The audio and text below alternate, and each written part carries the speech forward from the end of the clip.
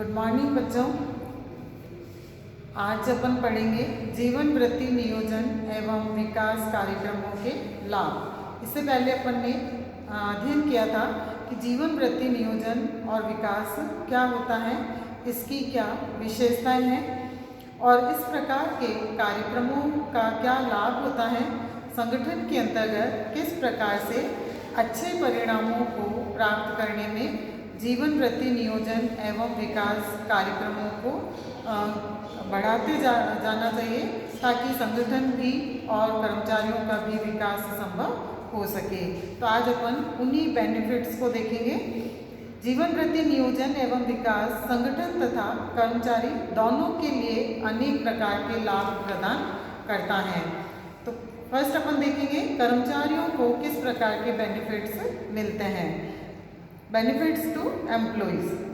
जीवन वृत्ति नियोजन तथा विकास कार्यक्रम से कर्मचारियों को प्राप्त होने वाले जो विभिन्न बेनिफिट्स हैं, जैसे यह कार्यक्रम कर्मचारी को अपने कौशल, उनकी शक्ति और उनकी वीकनेसेस, उनकी कमजोरियों से अवगत कराते हैं। और जब कर्मचारी अपनी कमजोरियों और अपने कौशल और अपनी स्ट्रेंथ को देख पाते हैं या उनकी जानकारी जब उनको होती है तो वो उनका सही उपयोग करते हुए आगे बढ़ पाते हैं।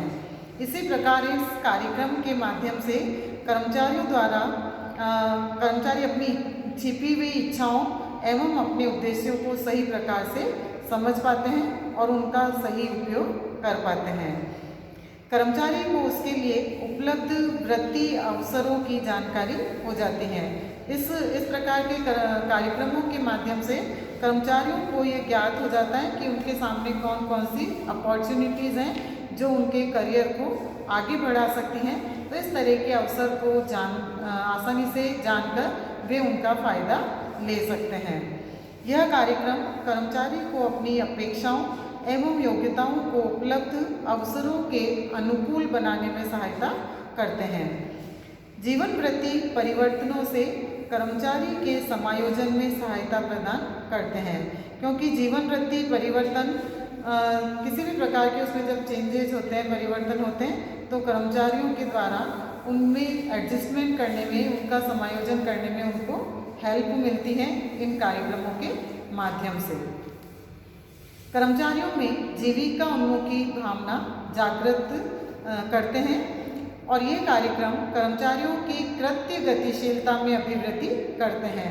कृत्य गतिशीलता मतलब उनके द्वारा जो भी कार्य किए जाते हैं उन कार्यों के अंदर उनकी गति को बढ़ाना, उनकी परफॉर्मेंस इस प्रकार से तेज करना कि वे कम समय में मैक्सिमम कार्यों को क्रियान्वित कर सकें। इसी तरह से संगठन के प्रति कर्मचारी में रुचि एवं उसके हित संरक्षण के प्रति कर्मचारी को अधिक संवेदनशील बनाना। ये कार्यक्रम कर्मचारी को अधिक उत्पादनशील और संतुष्ट बनाते हैं, क्योंकि जितना कर्मचारी सेटिस्फाइड होंगे, संतुष्ट होंगे, उतना ही वे अपनी अधिक से अधिक क्षमता का उपयोग कर पाएंगे। तो ये कार्यक्रम जो करियर वृत्ति जीवन वृत्ति विकास कार्यक्रम है, इनके माध्यम से कर्मचारियों की जो प्रोडक्टिविटी है वो बढ़ती है। कर्मचारियों को उनकी भावी क्षमताओं में सुधार के लिए प्रशिक्षण सुविधाओं एवं प्रशिक्षण कार्यक्रमों में भाग लेने के लिए प्रोत्साहित करते हैं। दूसरे जो बेनिफिट्स हैं, ये कर्मचारियों को प्राप्त होने वाले बेनिफिट्स थे। और अब दूसरे किसके लिए हैं?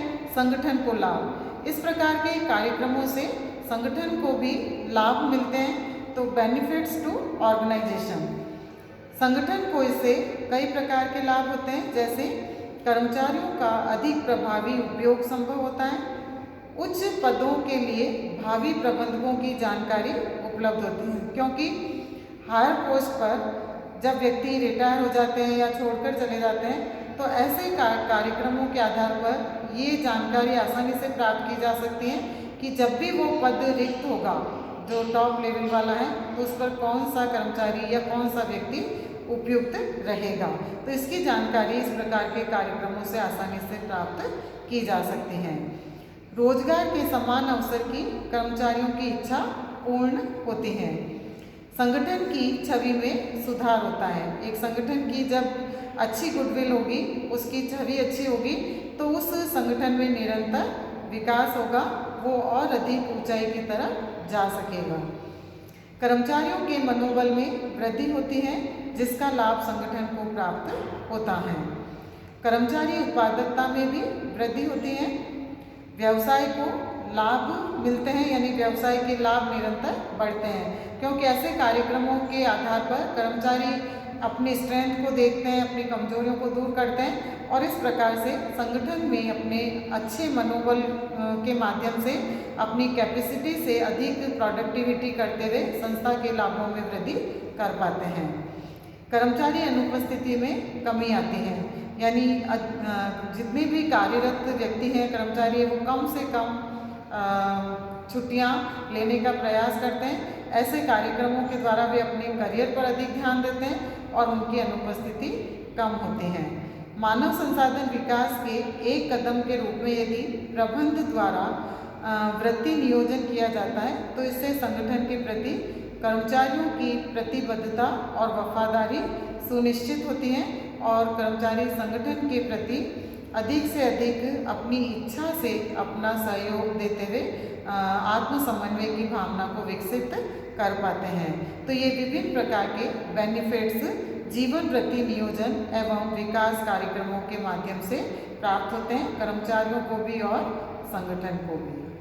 धन्यवाद बच्चों।